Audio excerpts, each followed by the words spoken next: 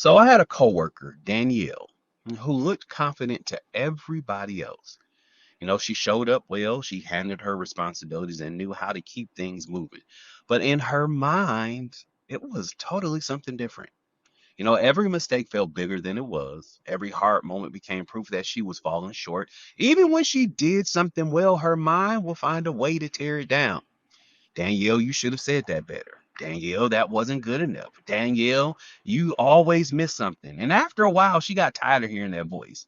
One evening she sat down and wrote out one of the thoughts that had been bothering her all week.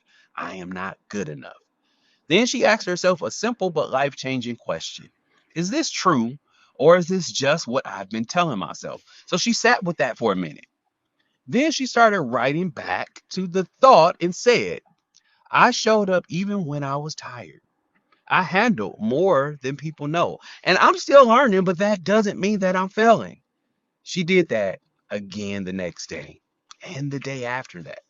And every time the negative thought came up, she wrote it down and answered it with something true.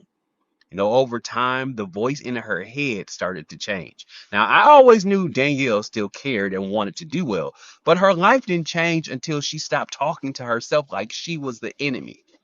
That exercise Danielle did is one of the practical exercises in Think Speak Manifest, my new book that helps you break the thought patterns holding you back and take control of your life. Now, your name might not be Danielle, but you may know what it feels like to be hard on yourself, to replay your mistakes, or to feel like what you do is never enough. If so, this book was written for you. Think Speak Manifest. The link is in the description.